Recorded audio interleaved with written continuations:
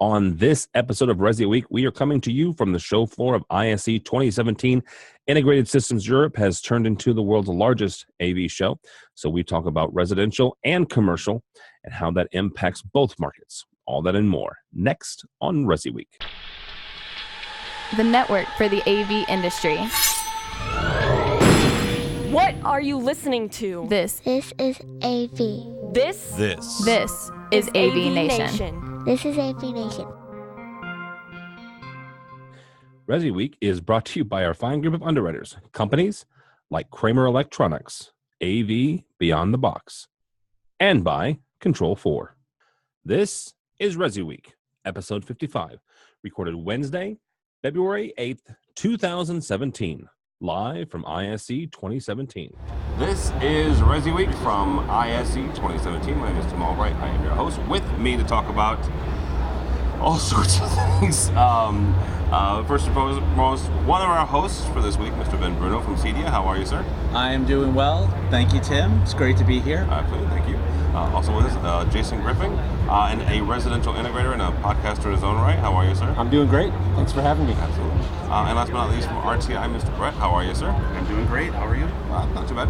All right, so here's what we're going to do. Go out around the horn. I want to start with you, Ben, because not for nothing, CEDIA is half owner of ISE. We were talking, we actually interviewed Mike Blackman last week and talking about the success of this show and how it's grown over the last 12, 14 years. What's one or two things that you would contribute to that success and the growth of the show? That I would contribute, the reason for the success? Well, I'll tell you what, the exhibitors are a part of it.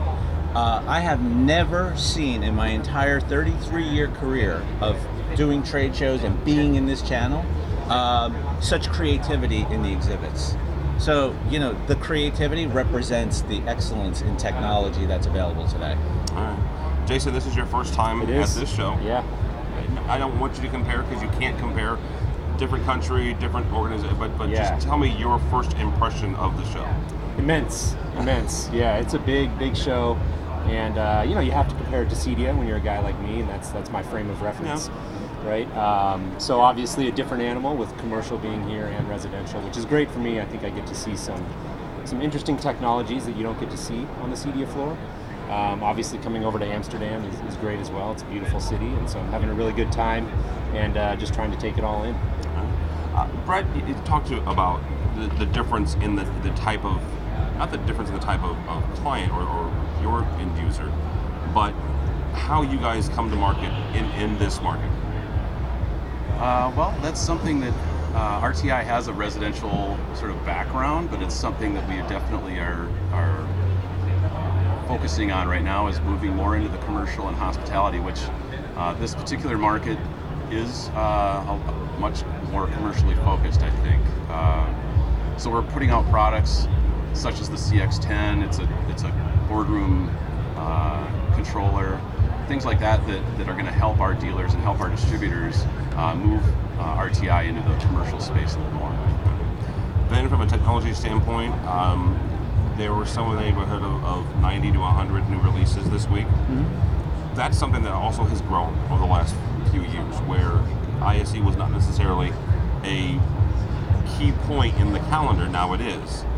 What are some of the things that you've seen this week that are brand new that you're like, oh my gosh, this is the best thing ever? Well, the transport over IP.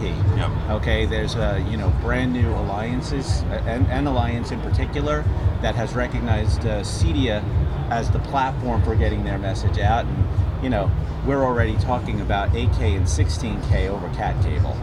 So that, first and foremost, was the most eye-opening, and CEDIA, we're getting prepared to get in front of that emerging technology and be able to deliver that curriculum to our technology integrators so that it's deployed efficiently and that everybody profits from it. All right, Jason, he's pointing to you, so we're on you for two reasons. Not only are you an integrator, but you also have your own education, third-party education. Yep. For the residential dealer. How do you take folks down this path of video over IP in the home market? Yeah, I think as somebody, if you're somebody who's just starting to explore that technology, I think first it's really important to understand the fundamental, the architectural differences approaching HDMI over IP in that way. A lot of residential integrators have been doing HDMI distribution for years, but that's more of a matrix with point-to-point solutions doing the transport. And so this idea of HDMI over IP is very fundamentally different way to distribute. There are pros and cons to that. I think particularly in the larger jobs on the residential side, it makes a lot of sense. So I think it's an exciting technology for the right project on residential. Clearly in commercial, huge applications for it. Is it something that you go ahead? Oh yeah, I was just going to say, but I think to me as a residential guy, that's still the big question is where does this fit in and where does it actually become more economical to do? And that was actually what my question was going to be, is you mentioned the big ginormous houses, right? Yeah. 20, 30,000 square feet, but do you see any time where it will make sense for the mid-level? I think it's tough. I think maybe when the technology advances to where the prices can come down a little bit, potentially. But there are other benefits to it. It's not just about how it scales and how big it can get. Vin mentioned the bandwidth, right? And we're starting to push up against that over traditional transport means when it comes to copper. And so understanding HDMI over IP and some of the things that they're able to do with that technology to meet that elusive 18 gigs per second cap that we're starting to run up against is very interesting. So there are a lot of facets to that technology that aren't just related to how effective is it from a pricing perspective.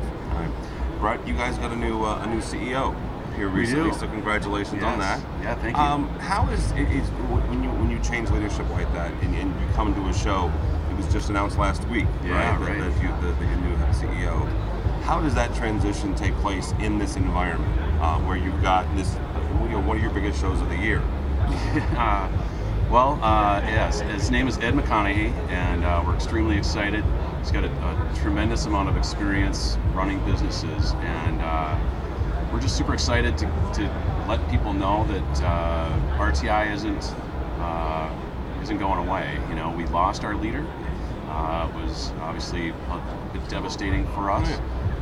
But now, I think from a distributor standpoint, from a dealer standpoint, to see that we do have a great leader in place, and he is saying the right things, and he's listening. I think that's the number one thing right now is the distributors and the dealers have lots of great ideas, and he is super keen to listen to all of those, and we have great products, we have great software, we have great people, and we just need to kind of work around the fringes and listen to what our dealers and distributors need.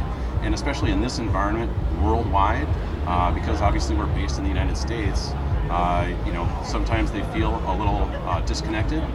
And so this opportunity at ISE to be right face-to-face with all of our biggest supporters is fantastic. Absolutely. What's one or two things that you've seen either walking the show or in your guys' booth that you're like, oh my gosh, this is the best thing ever?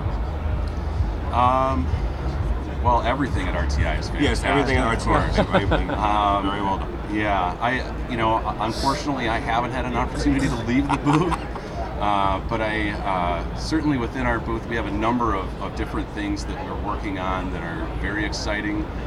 Z-Wave technology is something that is we've released it in North America, and now that's one of the things that our dealers have been really clamoring for. Is you got it there, now we want it, and so there's some steps we need to go through to get it available to the rest of the world. But what are those steps? Is it regulation? Is it? Yeah, they have certification for different zones or different regions of the world based on frequencies, and so you have to kind of go through the steps for each one. That's coming along nicely, and the hardware's done. It's just getting past those things, and then the rest of the world will be able to take advantage of it as well. The other thing that is going on is it's our 25th anniversary. So along with Ed coming on board, we also, kind of our legacy was remote controls and home theater controls and things like that. And our founder, John Dembski, was obviously a leader in that kind of evolution that's taken place over the last 25 years. So we did decide to have some fun with it and take his vision and some ideas that he's been talking about and bring it to reality. So we have some fun remote controls, our T3X flagship remote control. We have just kind of played with some colors and materials, made it out of aluminum and some things like that, just to kind of push the envelope. Even the remote control, the device that's been around forever, can keep evolving and meeting all the different types of applications that are necessary. So. All right, Mr. Griffing, you'll have the last word on this, either from the press, which you're IR, Yes. also from an integrator. What's one thing that, besides being ginormous, what's one thing? Just one thing about about this show. Yeah. Well, so I think from kind of just the European standpoint, to me, is interesting to come over here and explore some of the technologies that are bigger overseas that we don't really see so much in the States. So I spent some time yesterday talking to the guys at KNX, which is a big one, just to try to get a better understanding for that.